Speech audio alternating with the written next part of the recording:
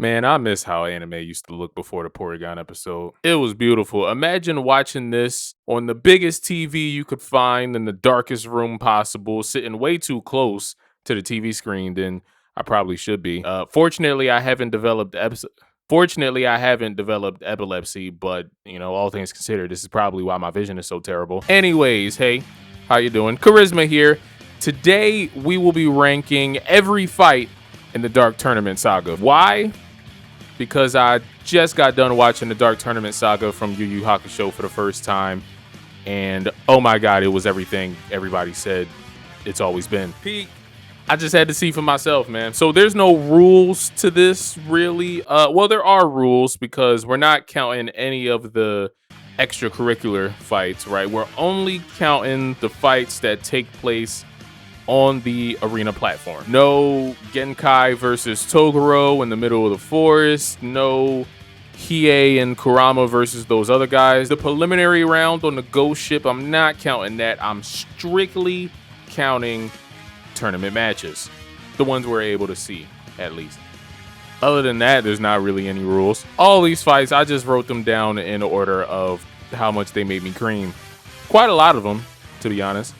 So, shall we just get started? All right, way at the bottom at number 29, we got Team Gorenja versus Team Kaido from episode 43. So we starting the list off with all of the jobber fights. Or in other words, all the fights that don't really matter because they do not include any prominent characters. But at least they do go by pretty quickly. This one here specifically between the Gorenja team and the Kaido team is so irrelevant that it's actually the only fight in the entire Dark Tournament that we don't even see. All we get here are a couple quick scenes, two members of the Gorenja team just moving around swiftly, and then we get one scene at the end where they are just declared the winners. This is all just stuff that we occasionally cut back to while the actual episode is focused on Yusuke starting his Spirit Wave training. The Urameshi team doesn't even stick around to watch this fight. That's just how irrelevant it is. Even in universe, nobody cares about this fight. Ultimately, these guys just ended up getting fed to Toguro anyway. On to number 28. At number 28, we got Team Urao Togi versus Team Gokai 6, also from episode 43. Another quarterfinal match that doesn't include anybody that we actually care about. Hey, I mean, at least Yusuke and everybody else actually stayed and paid attention to this one. Even though it's still a quick squash match, the Urao Togi team seriously put on quite the show. We get to see one guy get the JoJo treatment, another guy gets completely cleaved in half, which totally caught me off guard. It was brutal. And then another guy gets taken out with one of the most elegant karate kicks I think I've ever seen. And what I see now is very obvious foreshadowing for who this old man really is. Again, it's another one of those housekeeping battles, we could say, just to remind you that the Urameshi team and the Toguro team aren't the only two teams fighting in this tournament. Still pretty irrelevant, but it did help build up these Urao Togi guys right before their semifinal matches against Team Urameshi that's, coming up next, which I can appreciate. At number 27, we got Team Ichigaki versus Team One-Eyed Bull from episode 33. The final jobber match that we have to talk about, and the best one, if you ask me. This fight really marks the point in the tournament for me where the depth of the field of contestants really starts opening up. Now we got some guys that's being controlled by spirit energy like puppets. Clearly, not every team is as it seems on the surface, which we obviously get to see more of down the line. But this is just our first taste of that, and I love it. The match still isn't anything too special. The One-Eye Bull team gets absolutely demolished, but it's the way these guys get taken out. Like, they gave these guys the sauce. I was trying to figure out, like, which is a worse death between this and that other lizard guy getting cleaved completely in half. At least with that one, that was probably like an instant painless death, right? This bull getting his arms ripped off and then his head just exploding is far more cruel and graphic, and the sadistic evil side of me absolutely love this. Next, at number 26, we got Shishi Wakamaru versus Kuwabara from episode 48. One of the worst fights of the tournament, in my opinion, that isn't a jobber match. And that's because even though it's more of a fight than the battles that we've already talked about, it's still not really a fight. Kuwabara gets a little bit overzealous in his match against the Urautogi team leader, Shishi Wakamaru. He basically gets caught lacking and is removed from the arena via dimensional portal, and Kuwabara loses by ring out. Tragic. While I can enjoy a sudden gag ending to a fight, I was a little bit disappointed. Ultimately, this was just Togashi using Kuwabara as a way of getting all of the women to the new arena because they were lost and they needed help. And I do believe that Kuwabara is better than this. At number 25, we got Onji versus Kuwabara from episode 50. This is just the same exact gag ending as his Shishi Wakamaru battle. After successfully escorting the ladies to the new arena, Kuwabara returns just in time to fight when the dice falls on his name. That's a whole thing with the Urautogi team that we'll get into later. Only for Onji, the old man of the Urautogi team, to use the same exact trick, but with a completely different technique of wringing out the aloof Kuwabara and transporting him off the arena premises, winning the match with little to no effort. I just think it's funnier when it's done a second time. On to number 24. Oh, I don't like 24 because it's Bakken versus Kurama from episode 39. Eesh. I hate this fight. I genuinely despise this fight so much because once again, it's not really a fight. Really, it's just a bit name and address withheld. Beating up on a defenseless Kurama who was totally unconscious after just running the gauntlet against two of his other teammates, Kurama's previous two matches against Toya and Gamma. It's like the Spopovich-Videl situation from Dragon Ball, but low-key kind of worse. At least Videl got a chance to fight. I hate this fight, man, but I cannot deny just how freaking awesome it was when Yusuke and Hiei threatened to go to war with every single demon on that entire island just to rescue his friend. They were not playing. Yusuke was ready to shoot his head off. The boys were ready to blow the whole entire tournament up for Kurama, man. You gotta love it. Top 10 controlled crash outs in anime. Obviously, Kurama lost the match. That sucks. Next, we got Hiei versus Ziru at number 23 from episode 30. We have officially reached the mid-card tier of the list. Fights that are somewhat competitive, that do get a fair bit of time and attention in the story, but are still ultimately rather low stakes due to happening like early on in the tournament when you know the main characters aren't going to lose. Or they might have like a foregone conclusion or something like that that kind of sucks some of the drama out. Both kind of apply to this fight here between Hiei and Ziru, but even as I say that, you know, calling this battle a foregone conclusion is kind of wild just because of how highly the Roku Yokai team and Ziru especially were being portrayed at the start of this tournament. Remember when these guys were OP? Unfortunately for Ziru, though, no amount of impressive looking heat spirit energy could prepare him for the devastating power of the Kokuda Yuha technique. Hiei absolutely eviscerates this poor guy, the Roku Yokai team leader, by the way, in a blink of an eye, and it was freaking awesome. It's another battle that isn't really that long, I guess, and you know, the recoil from the attack sort of handicaps Hiei for a while, which sucks. But watching the team captain get completely effed like that was beautiful. Beautiful, unyielding rage and destruction, which quickly become a trend for Hiei matches. All right, at number 22, we got Karasu versus Mito Renja from episode 51. I said this was supposed to be the section of the video where the fights get somewhat competitive, and now I just look silly. This is whatever the complete opposite of competition is. This is bullying. I guess this fight ranks this high on the list for me mainly because, you know, it just helps hype up the main villains, Team Toguro. Gotta make the bad guys look dangerous, right? And seemingly impossible to beat. Sweet, sweet anticipation. Anxiety and fear. It's been 50 years since I've felt those. This fight is also kind of funny too. Like, try playing it at 2x speed. It's just Karasu lightly frolicking around the arena like some sort of delicate black butterfly, while this poor guy in the middle of it all is just stalling out and self-destructing. It's absolutely hilarious. A similar thing happens to me after eating Taco Bell.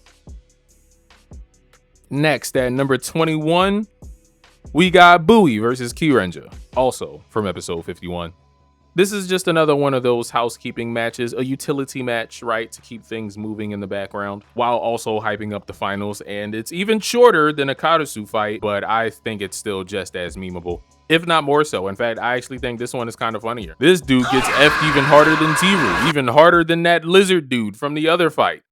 Just one-shotted, literally. Blow! Dead. Number 20.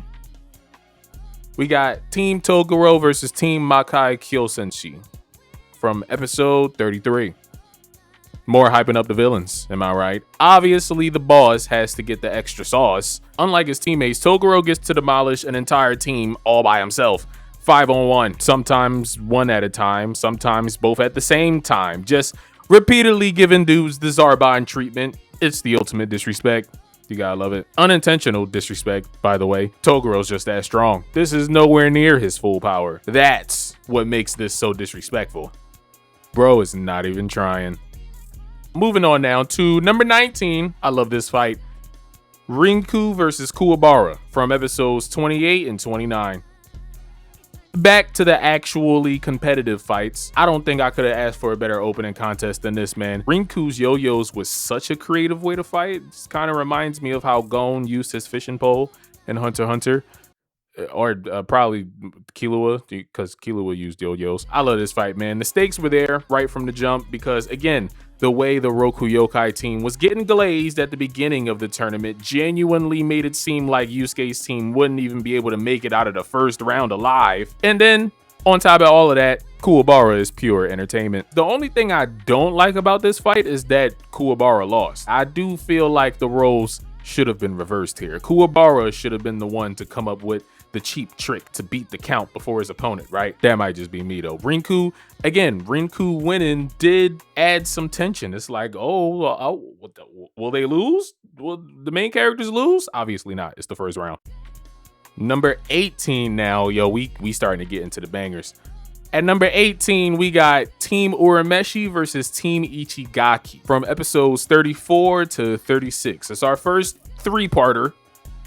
This fight right here is where the tournament really starts ramping up. The whole story of this fight is that Kurama and Hiei, they get ambushed outside of the arena, keeping them from fighting in the next match. So Yusuke, Kuwabara, and Mask, who we still don't know who it is yet, they instead fight in a 3-on-3 battle against the Ichigaki team's three main fighters, who are actually just puppets of the evil Dr. Ichigaki, standing on the sidelines, who is using their bodies against their will after the fighters, they relinquish their bodies to him to help hopefully revive their fallen sensei.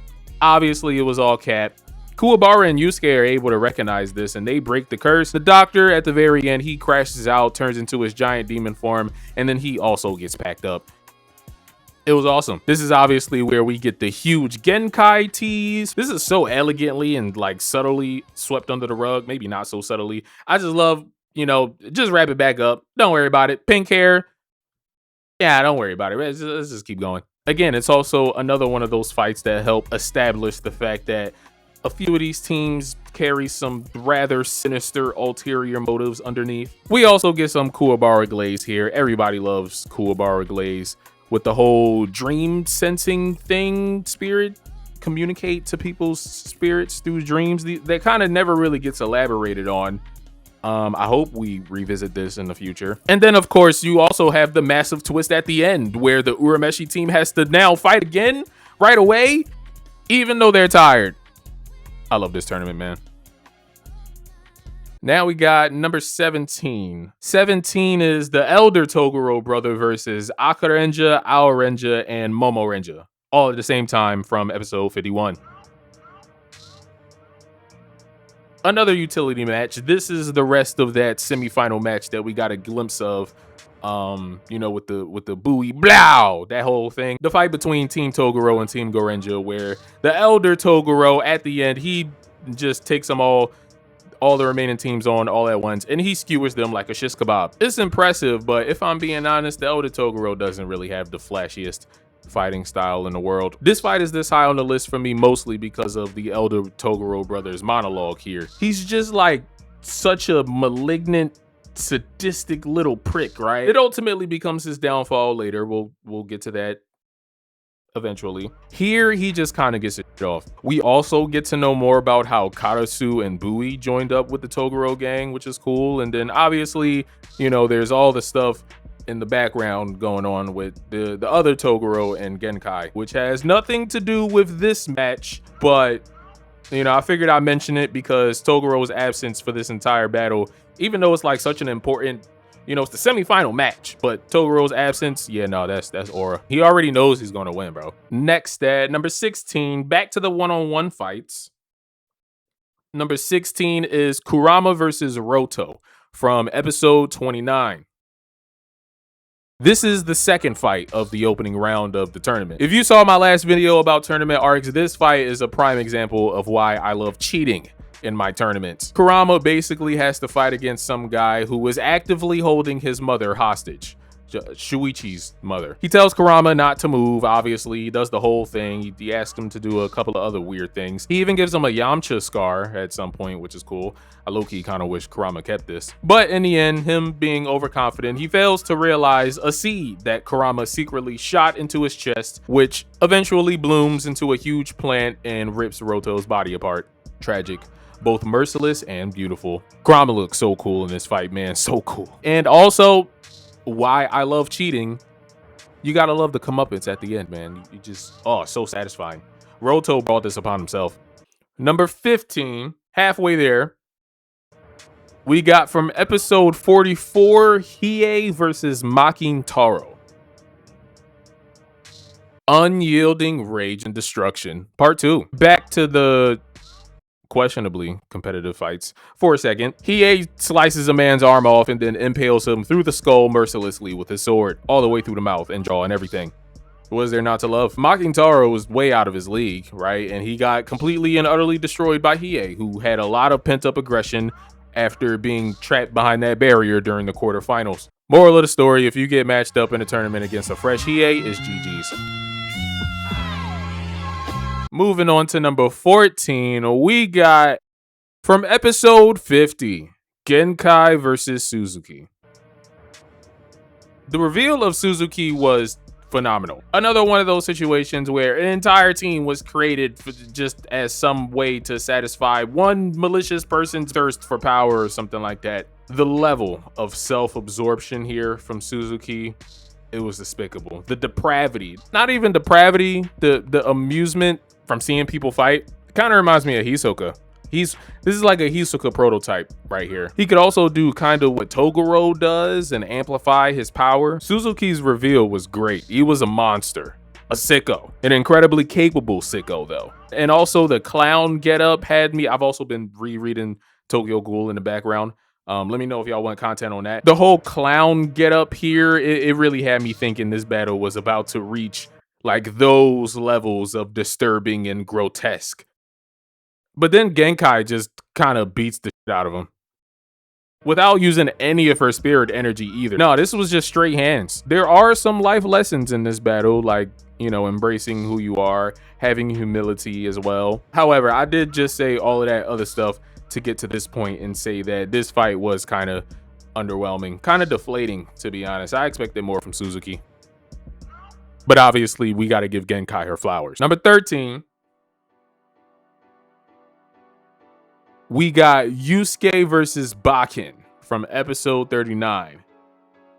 This is just Yusuke getting revenge on Bakken, man, for beating up Kurama while he was unconscious. I feel like this is also the point in the arc where we get to really see just how strong Yusuke is getting. He absolutely embarrasses Bakken here to the point where, despite just recently showing no mercy to a literal unconscious man, Bakken starts begging for his life to be spared. Yusuke does hesitate for a little bit because he is still a good guy. He then gets smashed over the head with a giant rock by Bakken, but Yusuke's so OP that it barely has any effect on him, and he just decides to break all of Bakken's bones instead of killing him.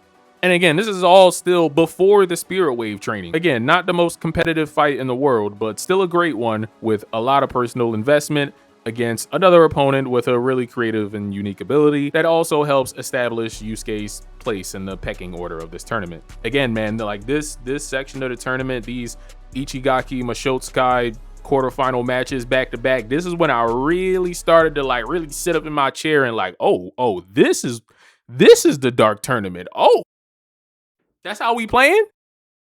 Next at number 12, absolute banger. We got Kuwabara versus Risho from episode 42.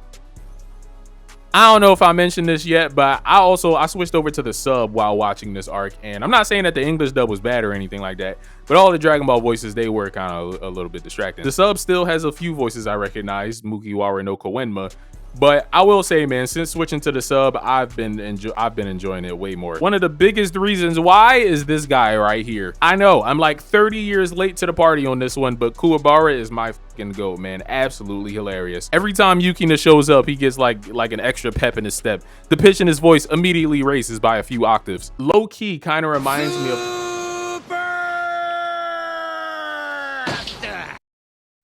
I miss Kazuki Yao, man. Regardless of Kuwabara's current condition, by the way, despite being gravely injured from the Ichigaki battle a few fights before this, Yukina shows up and Kuwabara locks in. This is basically Kuwabara putting the whole team on his back. Again, in the midst of a whole heck of a lot of cheating, by hook or by crook, we go into the semifinals. You know what I'm saying? Put some respect on Kuwabara, man. Like, even before Yukina shows up and reinvigorates him, Kuwabara is still standing defiantly, talking tough in the face of certain doom. A true inspiration to us all. Number 11. Episode 49. Y'all probably already know what it is. Genkai versus Shishi Wakamaru. This fight was cool, man. I just think Shishi Wakamaru is a cool character. His design is cool, especially once he starts showing his fangs. I thought his Chorus of 1,000 Skulls was cool as hell. The first time, you know, one of the first times. It's honestly not the first time. The demons were never safe. I was about to say this is one of the first times where the demons watching from the stands realized they weren't actually safe, but they were getting clapped in the opening round. But this is like the first time where the masses truly started fearing for their lives. Like, do I really want to be here and watch this battle? The deeper and deeper we go into this tournament, they just starting to get too strong. And then, of course, Genkai, man. That's my auntie right there. Not flinching in the slightest at any of Shishi Wakamaru's flexing, his broken ass ability, despite only having like a fraction of her strength left, you know, after giving the spirit wave to Yusuke. Instead, she has to use raw skill and experience to reflect all of Shishi Wakamaru's attacks right back at him. He can't handle it. This is when the animation starts going crazy. Yeah, man. The animation in Yu Yu Hakusho in general is pretty fire, but this spirit reflection blast, this is just on a whole nother level, man. I love this scene. Yes, sir. Top 10. Nothing but classics, and we starting off strong, man. We got Yusuke versus Chu from episode 31 and 32.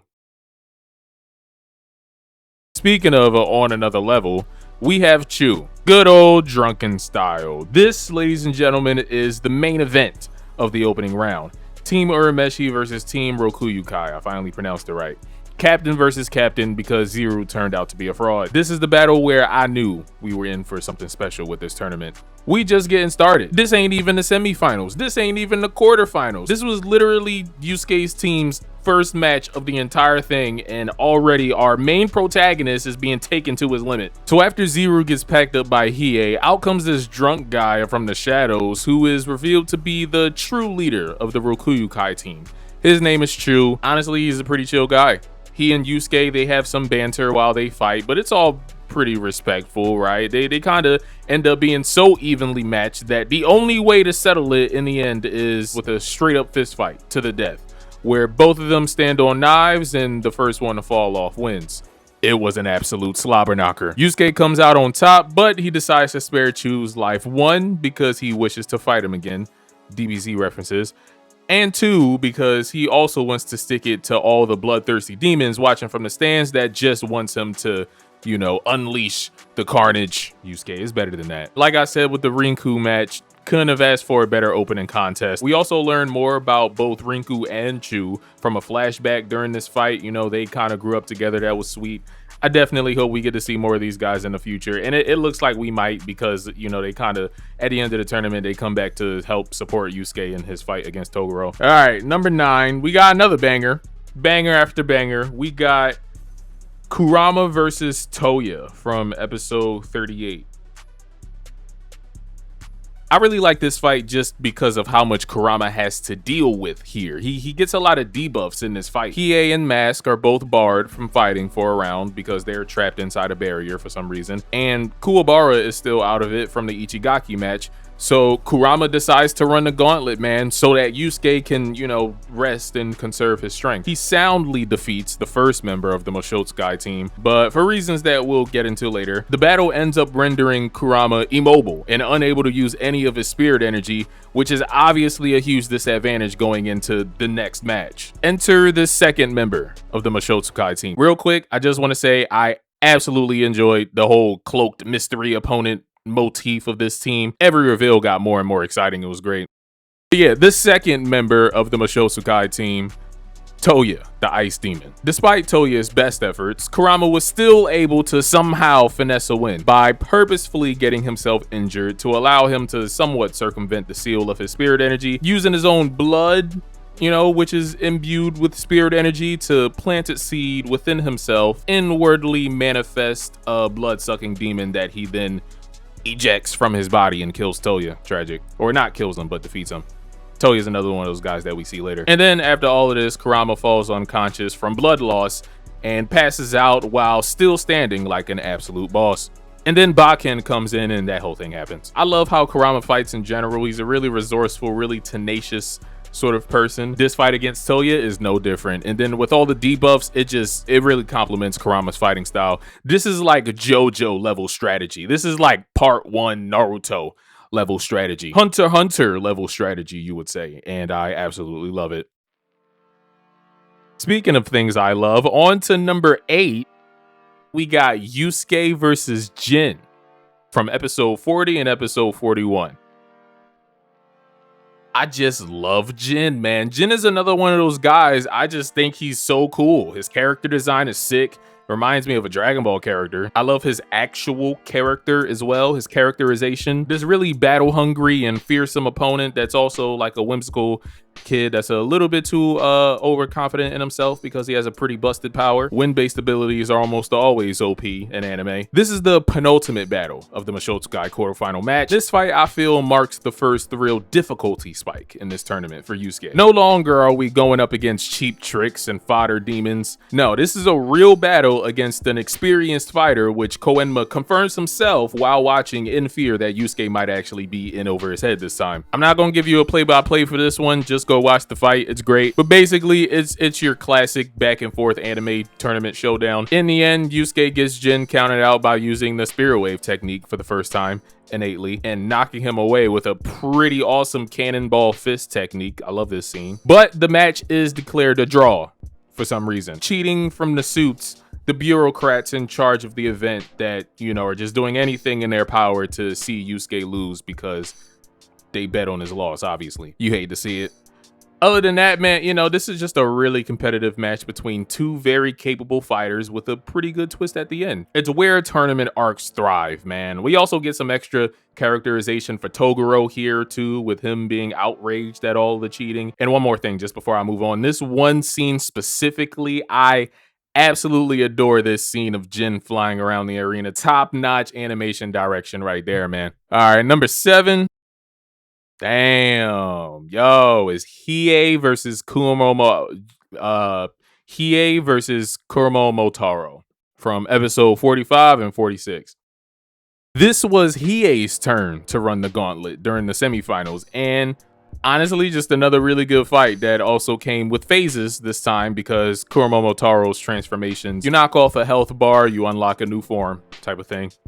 It's kind of like a video game, boss. I think I have this fight over Yusuke versus Jin because it's deeper into the tournament, which obviously not only ramps up the intensity of the fight, but of the visuals as well. Kurumo Motaro's pheasant form at the end of episode 45. Oh my god, bro, with the tips of his feathers glowing blue and the scaly dragon-like Kaido skin. Oh, it's amazing. So Hiei is somewhat struggling against this guy. Not only is Hiei already fought one person before him, but Kurumo Motaro also has the ability to absorb pain and use it for power. And then on top of that, also, Hiei still is at this point unable to fully control the Kokoryuha technique, which means that that's still on cooldown. Hiei breaks the sword against Kuromomotaro, who is now also off of performance enhancing tools given to the entire Urao Toki team by Suzuki. That was another theme with this team that I forgot to mention about with these semi-final matches. They each have like spirit tools and stuff. Hiei finds a way to fight without using the demon flames, but that still doesn't work.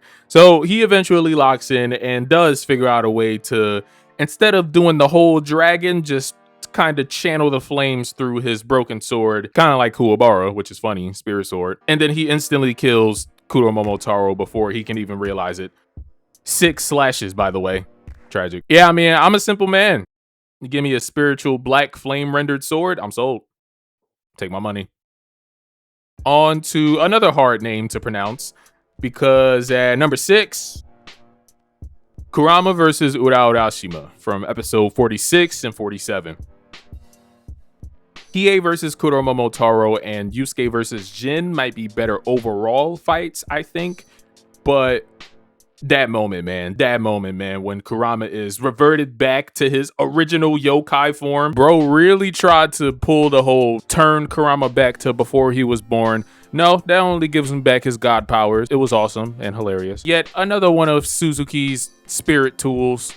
Suzuki's the plug, low-key. It's even more hilarious because of how Urao Urashima tried to trick Kurama earlier in the match, abusing his kindness. You know, Kurama's a nice guy. And then he ends up groveling and begging for mercy, just like Bakken earlier on in the tournament, because he knew he f***ed up. And yeah, that's basically the whole match. Urao Urashima's demonic tools end up biting him in the behind, and Kurama decides to do the smart thing. Instead of killing him right away with his overwhelming power, instead he decides to extract some information out of Urao Urashima, but Shishiwakamaru puts an end to all of that before he can say too much. Kurama unfortunately transforms back before he can do anything cool, but it's okay because we get to see more of the Yoko form in the finals. Episode 46 is one of my favorite episodes of this entire arc. Top 5 time, top 5. Oh yeah. We got Karasu versus Kurama. Episode 55 and episode 56. And this is where we get to see Kurama's Yoko form in action. It's the first fight against Team Toguro, and the first fight against Team Toguro that I'm mentioning in this video as well. It sets the perfect tone for what the finals are going to have in store for us, man.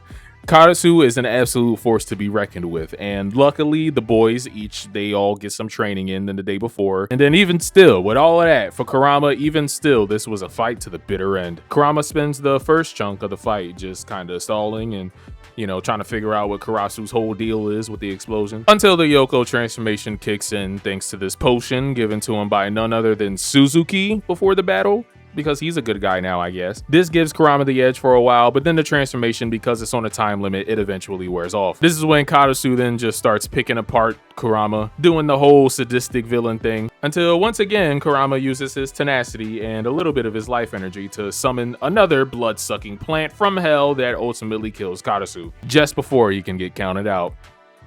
However, Kurama is still counted out, and he loses the match.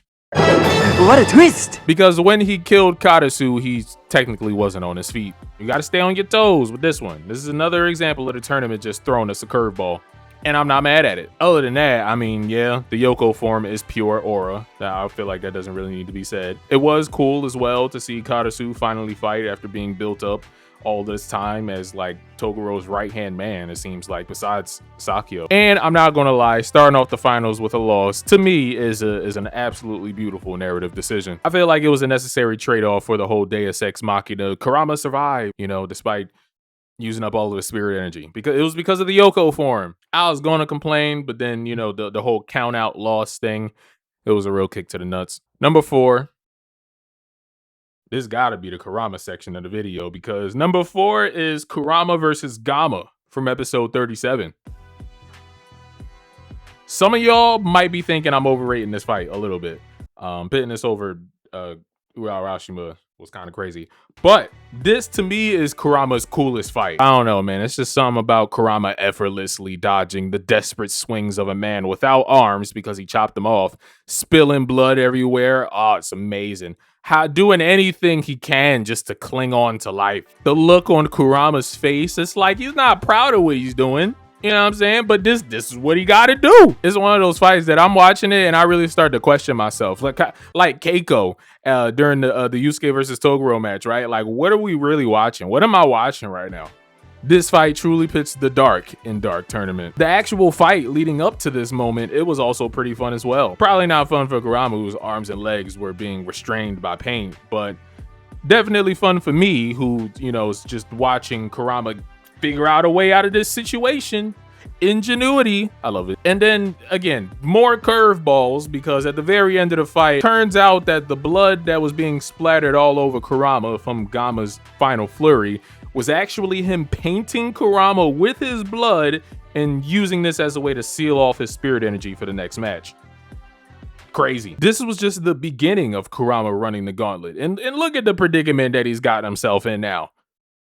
Now he gotta fight Toya. Absolutely brilliant. Number 3, put some respect on my boy, man. We got Kuwabara versus the elder Toguro brother from episode 59 and episode 60.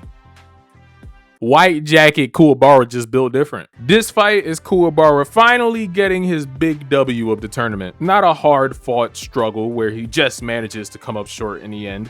No gag endings, no. This is Kuwabara straight up standing on business. This fight is also a huge character moment for him, because this is when he finally realizes that Genkai is dead and that everybody has been keeping a giant secret from him. Understandably, he feels disrespected by this. He then figures out a way to channel all of those feelings into his spirit sword, which now has a hilt and is able to kind of absorb Kuwabara's emotions and be more reflective of them. This was also given to him by Suzuki before the match. Kind of just allows him to wield his sword more efficiently, and then he packs him up. It's pretty cool, man. The elder Toguro brother reminds me a lot of Orochimaru with all the body deformation and, you know, just how much pleasure he gets out of torturing his opponents. You know, the whole sadistic villain thing. The entire fight is him pretty much just breaking down Kuwabara psychologically, to a point that it unfortunately ends up being his greatest weakness, because now he's playing with his food and Kuwabara snapped. It's over for you, buddy. There's no way out of this one. I feel like this fight could have been a little bit longer, like maybe a little more Kuwabara torture, as horrible as that sounds. But that's honestly just a nitpick. I should not be complaining about pacing coming from a Dragon Ball, One Piece, Naruto fan. But yeah, this fight is Kuwabara finally carrying his own weight, and I love it. All right, number 2, second favorite fight. Number 2, we got from episode 57 and 58 is Hiei versus Bui, dog.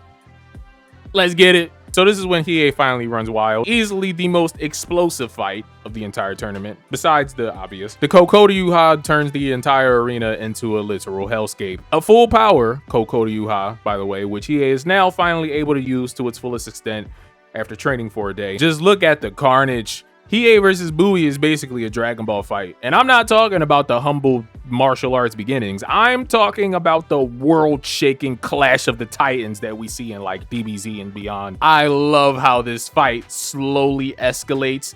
Hiei and Bui, low-key just two bros, two chads that's been waiting for an actual challenge for the entire tournament. Even more Dragon Ball references when Bui takes off his armor and reveals that it's actually weighted training. His aura absolutely exploding with the shackles off now. However, this is when Hiei now uses his trump card. The same awesome dragon technique that he used earlier in the tournament to F off Zero, but this time an extra chunky mega thick version that tears the entire arena apart, turns the entire island and the surrounding area into Dante's Inferno. Bui, to his credit, actually manages to reflect the Kokuryuha back at Hiei somehow, thinking that he would succumb to his own attack.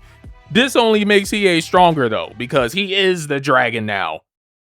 And then Hiei just wins. He just blows everything up and wins. Honestly, this fight made me really want to see a Hiei and Yusuke rematch. I hope we get that at some point. Hiei's performance here made me think he could go up against Toguro.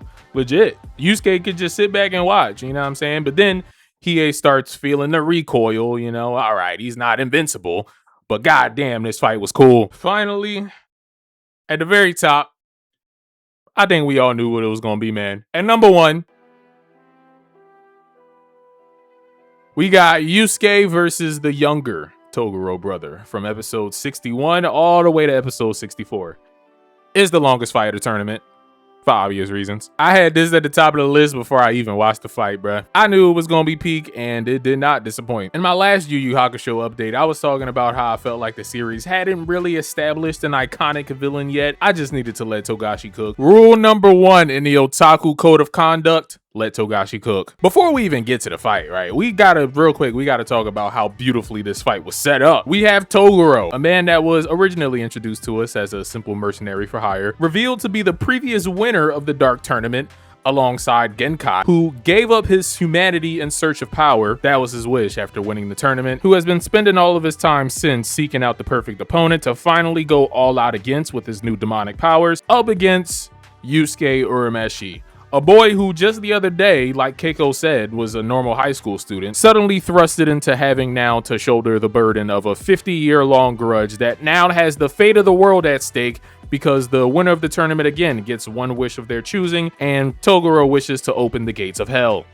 You know, because he wants to fight everybody. And then we get to the actual battle itself. More Dragon Ball references, with Toguro gradually growing his power. Every time Yusuke gets even one slight step ahead of him, he has a new mushroom to level up with. I also love the time limit that Yusuke is placed over. Not really time limit, he only has 4 shots with the spirit gun that he can use. So he has to make every shot count, obviously. And the first 2 shots do absolutely nothing to Toguro. What the fuck? On top of that, Sakyo and Koenma, who's now filling in for Genkai, they stake their lives on the outcome of this battle. That was a really clever way of making use of the 5th man on each team, who are both non-combatants and obviously we're never going to fight. Even though I do think Koenma secretly got something up his sleeve. The absolute peak of the battle for me was episode 63, when Toguro is at 100% and Yusuke is at the end of his rope, but Toguro is still unsatisfied with the battle, so he decides to kill Kuwabara after being instigated by Genkai, who is now back, temporarily projecting her spirit into Pooh, Yusuke's spirit animal. That also happened during the tournament. The egg from the previous arc finally hatched. But yeah, she kind of instigates from beyond the grave in this weirdly concerted attempt from the both of them to get Yusuke to surpass his limits. Yusuke finally surpasses his limits. He kind of goes like Ultra Instinct for a second. This was awesome. And then in the end, also like Goku, blasts a mega charged Genkidama size spirit gun at Toguro, who has to surpass his own limits in order to stop the blast, but in doing so ends up burning through all of his life energy in the process, and he dies. Yusuke is declared the winner and the day is saved. Easily the best fight in all of Yu Yu Hakusho so far. People have been making video essays for years on why the Dark Tournament is so good. It's just me that's late to the party.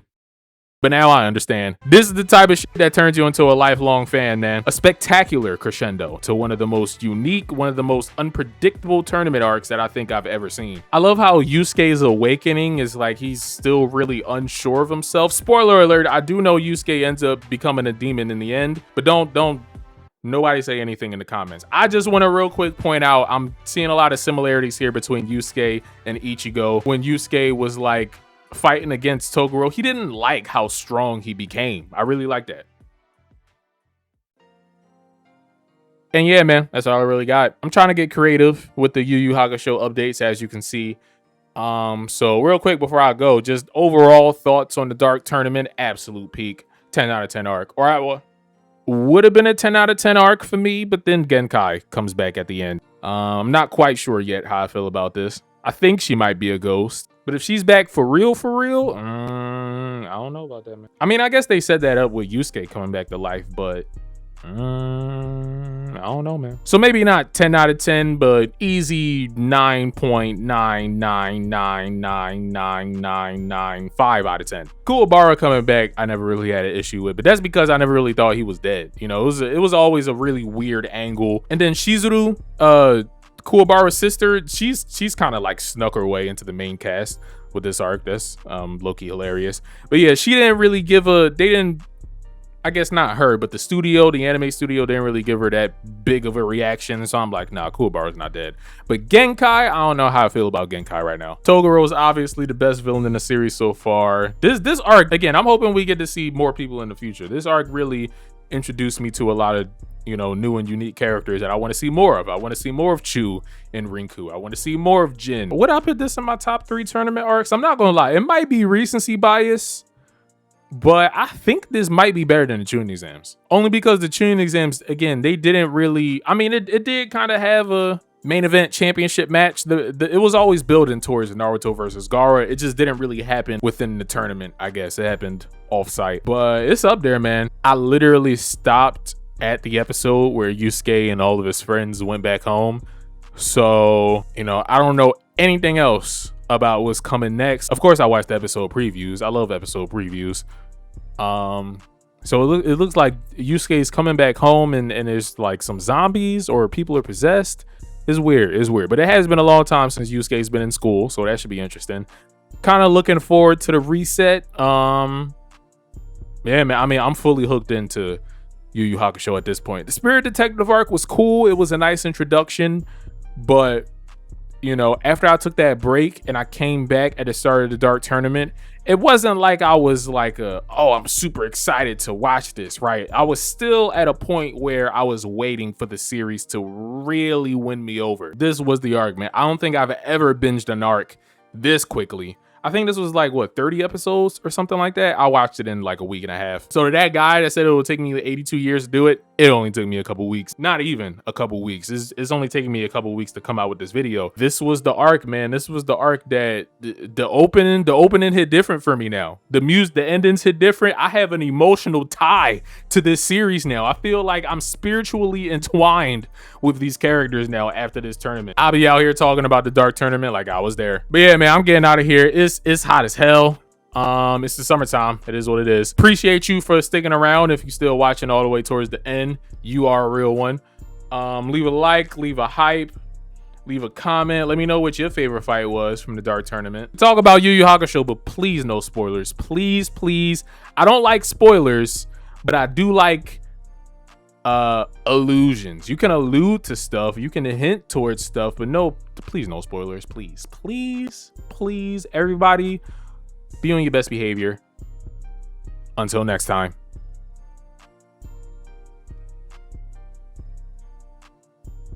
If it's me, I apologize.